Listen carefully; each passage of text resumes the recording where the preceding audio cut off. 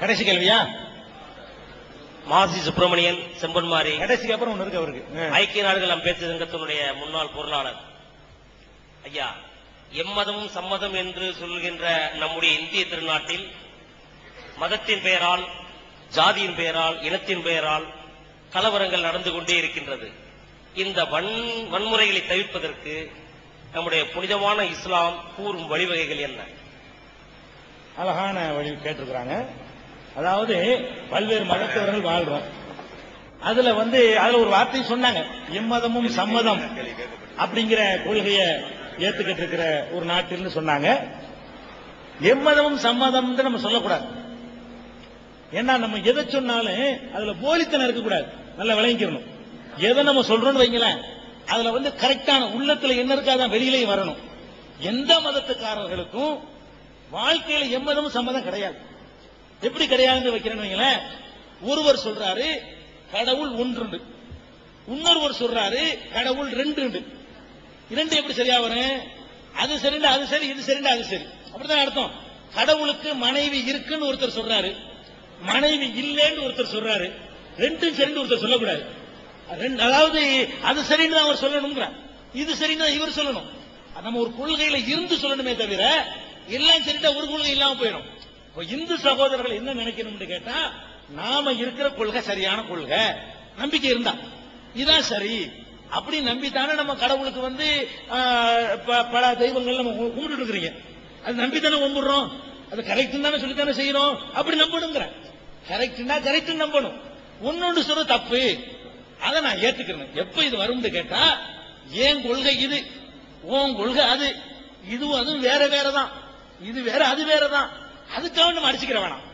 உன் கொள்கை அது விளங்கி நான் ஒன்று தலையிட மாட்டேன், ஏன் கொள்கை இது விளங்கி நீ தலையிடாத அப்படின்னு போனாதான் ஒரு நல்லிணக்கம் ஏற்படுமே தவிர, நம்ம இல்லாத ஒன்ன போலித்தனமா நம்ம உண்டாக்கிட்டு வைங்க, அது ஏற்படாது. இப்ப கடவுளை இல்லைன்னு ஒருத்தர் சொல்லுவாரு, கடவுளை இருக்குன்னு ஒருத்தர் சொல்ற, ரெண்டு இப்படி ஒன்னாவும். இல்லன்னா இல்லதான், இருக்குன்னா இருக்குதான், ரெண்டையும் நான் ஏற்றுக்கொள்ள சொல்ல முடியுமா? கடவுள் இல்லை என்பதையும் நான் ஏற்றுக்கொள்கிறேன், கடவுள் இருக்குது என்பதையும் ஏற்றுக்கொள்கிறேன். இது ஒரு கொள்கை கிடையாது. இது நம்ம விளங்காம சொல்லிட்டு இருக்கிறோம். எம்மதமும் சம்மதம் இல்லாத சொன்னால ஒத்துமை வராதுங்க. இருக்கிறத ஒத்துக்கிட்டாதான் ஒத்துமை வரும். என்ன இது?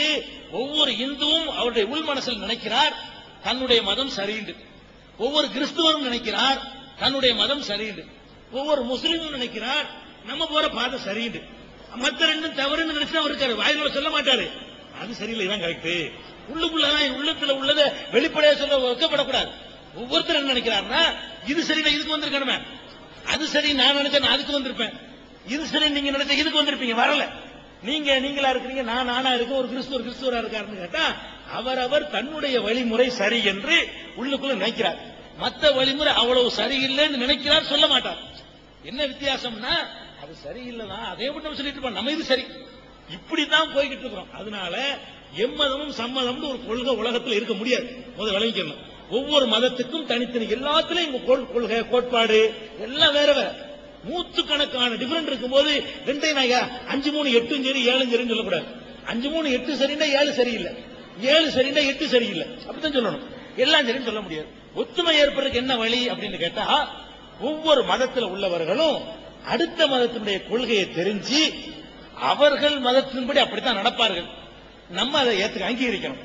அதுல போய் நம்ம குறிக்கிடக்கூடாது, அதுல போய் இடைஞ்சல் பண்ணக்கூடாது.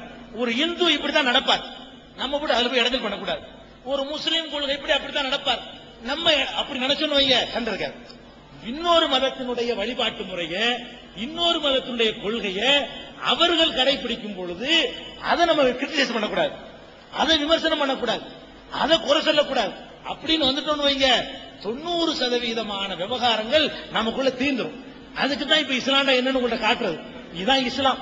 அப்ப முஸ்லீம் இப்படித்தான் நடப்பாருங்க உங்களுக்கு விகற்பமா தெரியாது. அவங்க மதத்துல உள்ளபடி நடக்கிறாரு, இது ஏன் நம்ம வீட்டு பிரச்சனையாக்க, நீங்க ஒரு மாதிரியா நடப்பீங்க, எனக்கு வித்தியாசமா தெரியும். உங்க மதத்துல நீங்க நடக்கிறீங்க, அதை எப்படி நான் விமர்சனம் பண்றது அப்படின்னு போனேன்னு வைங்களேன், பிரச்சனை தீர்ந்து போயிடும். இதுதான் அதுக்குள்ள சரியான வழி.